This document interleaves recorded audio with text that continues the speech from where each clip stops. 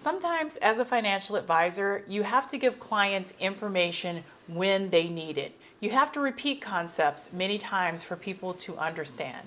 Sequence of returns is one of those concepts. And during golden eras in the market, not very many people are listening or too concerned about sequence of returns risk.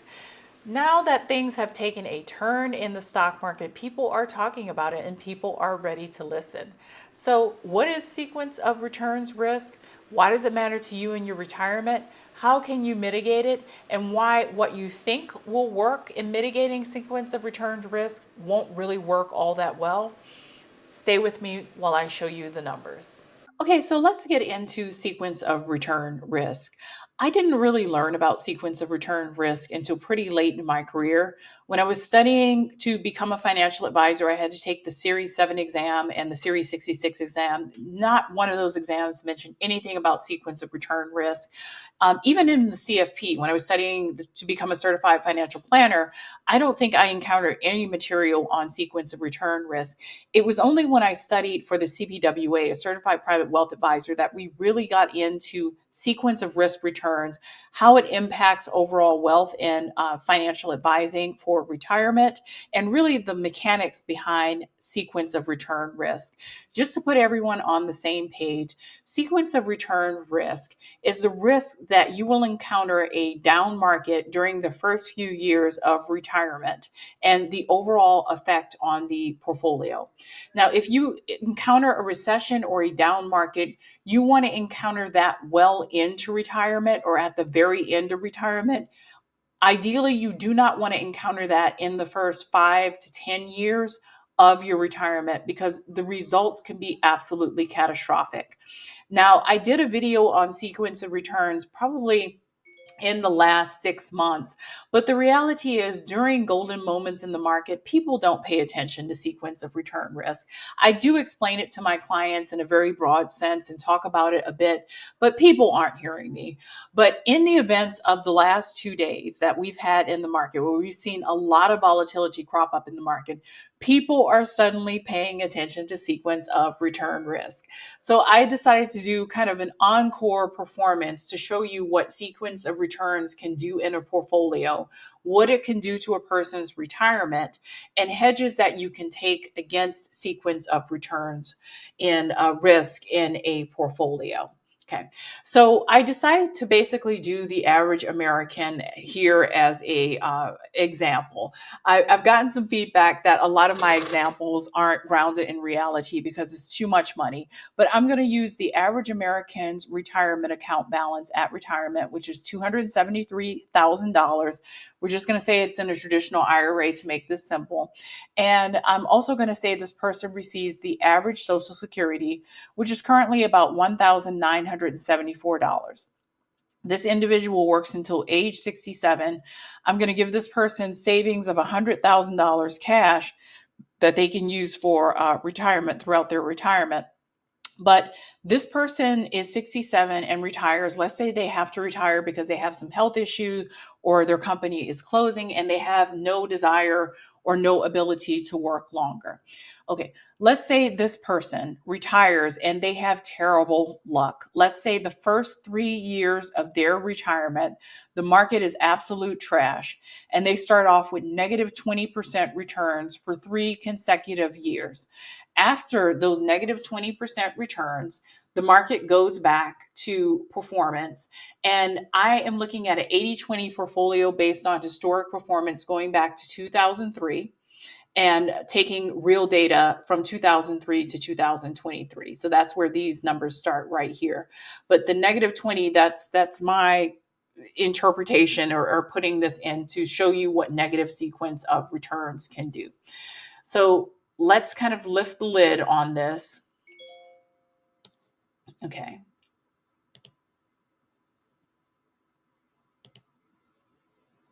All right. So in the first year, we're going to say that this person retires with $273,000.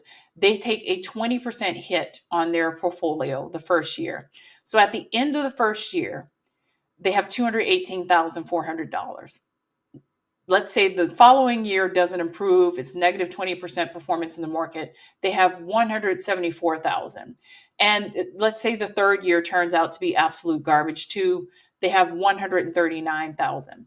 Now, I'm going to show you in a moment, for these 3 years, this person doesn't touch any of the money in the IRA. They're just watching their balance go down, down, down, down, down, down, down, down, down.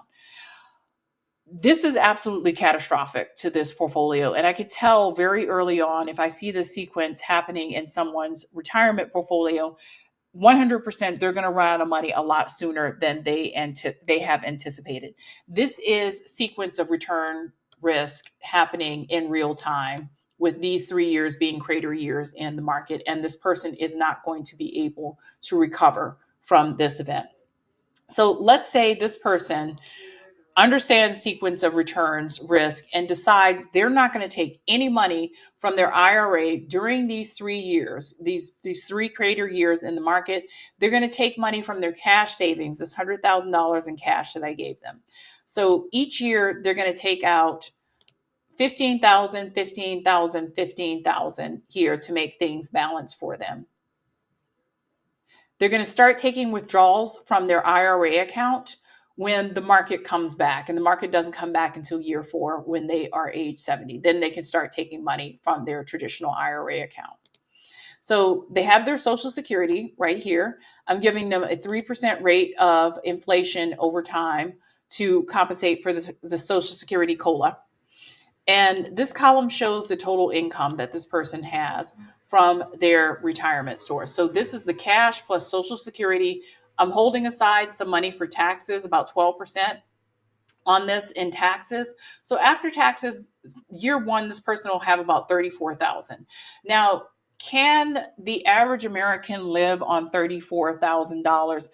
No. I think that this may be too thin for the average Americans. Americans do it. There's a whole generation of retirees who are doing this.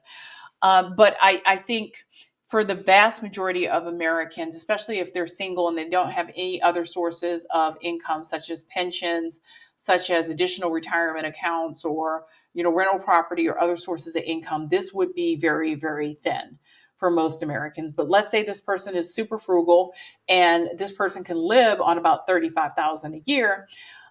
This is what they have at the end of the year, which is a little less than $3,000 each and every month. So this goes up every year to increase for Social Security. They just take out 15,000 here. When they are 70, they switch over to their IRA account. They can start taking money from that. They take 15,000. Their Social Security keeps going up and up and up and up. And suddenly, they basically run out of money. Their IRA gets down to about $11,000 when they are age 80. And that's where this kind of slides off the rails and falls over into a ditch. Be faced with the difficult prospect of living only on Social Security at this point, which is a pretty difficult prospect.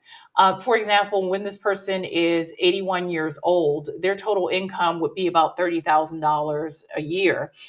If you also look at kind of the time value of money and the devaluation of the US dollar, fast forward 13 years from retirement, this dollar may be worth 66 cents. So this person may have $31,000 on paper, but their purchasing power may be limited to about $21,000. That's very thin indeed. And for most people, that wouldn't work out too well.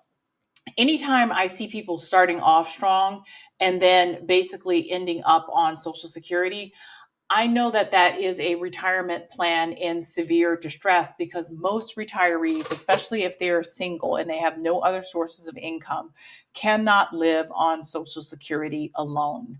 I suspect that this person would run out of money before age 80. They'll probably start winding down about 76, 77. They'll see this number start getting thin, because people often, even though they're not supposed to, they use their IRA as an emergency account. Things go wrong, cars need to be replaced, dental surgery needs to be had, roofs leak, hot water heaters have to be replaced, all that good stuff.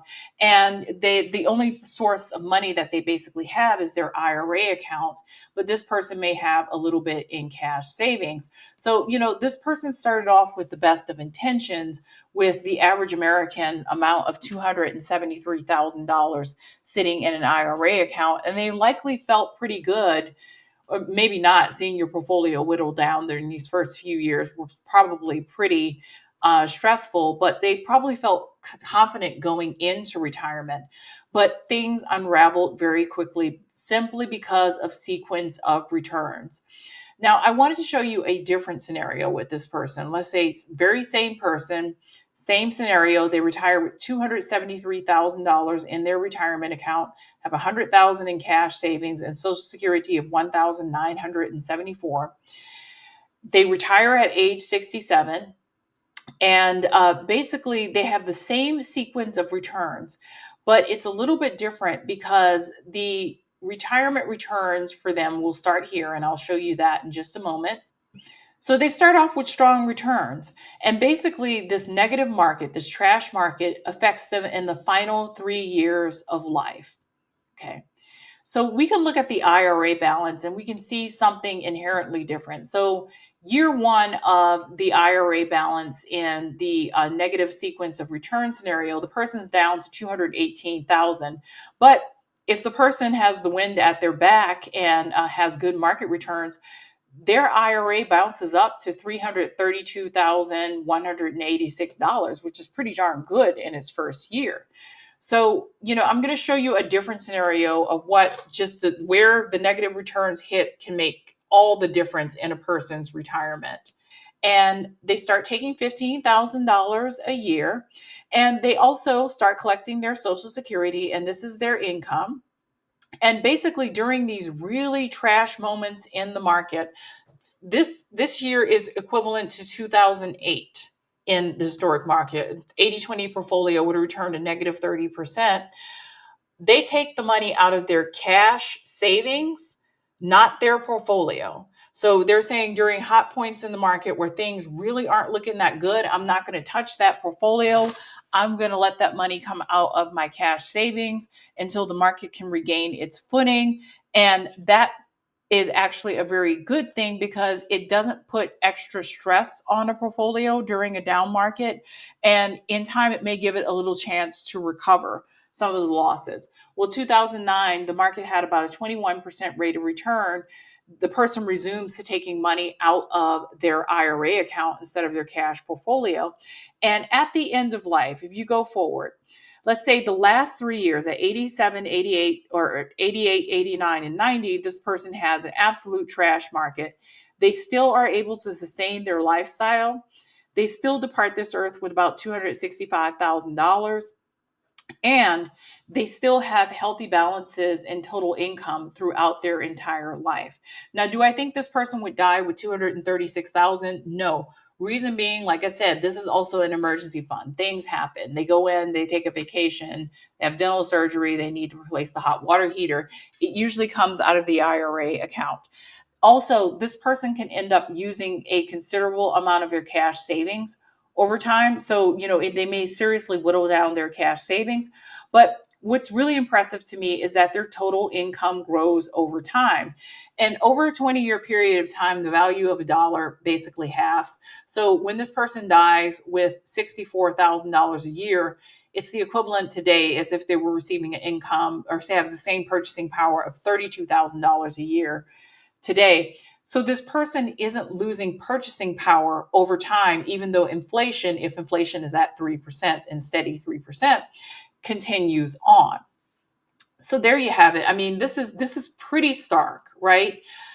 If you have a negative sequence of returns early on in your career, this person runs out of money probably about 78, 79, 80.